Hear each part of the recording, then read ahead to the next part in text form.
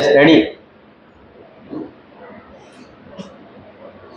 Start. Now, in this bill, it has been made clear that so far as these acting judges and additional judges are concerned, their service as such will be counted for the purpose of pension only if they are subsequently made permanent judges. Otherwise, for example, if no such provision was made, then their service for the purpose of pension would be counted only from the time they are made paramount permanent, but here it has been made clear that in case they are made permanent, their previous service as an acting or additional judge will also be taken into account for the purpose of their pension. So far as leave is concerned, whatever leave they would be entitled to in view of the period of service that they have put in as acting judge or additional judge will be taken into account, and under the scheme of leave as mentioned in the Act of 1954, they would be entitled to a period or periods of leave as then laid down.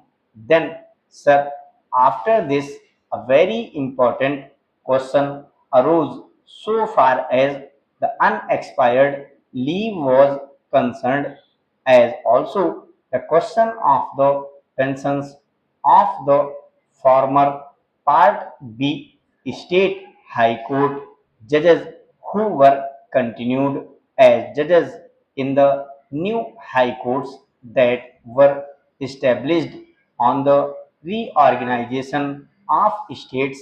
We had some high courts, as you are aware, in Part B states.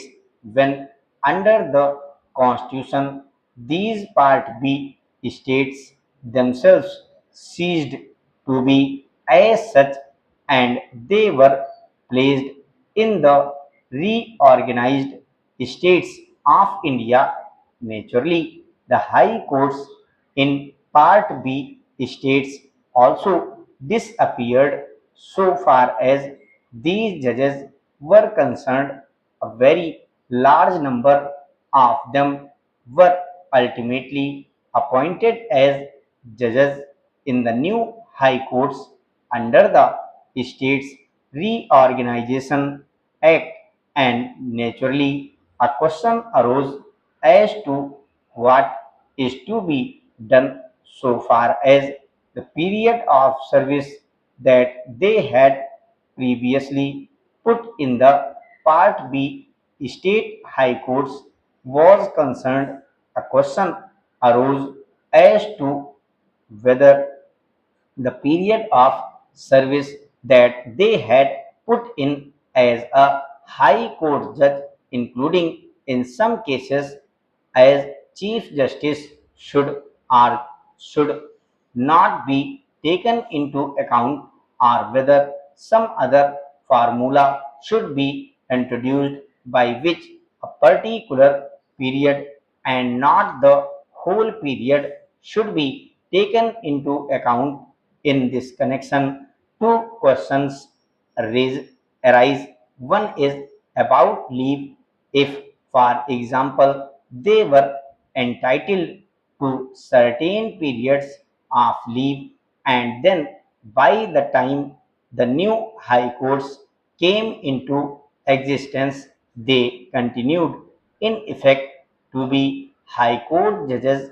What was to happen to the unexpired leave period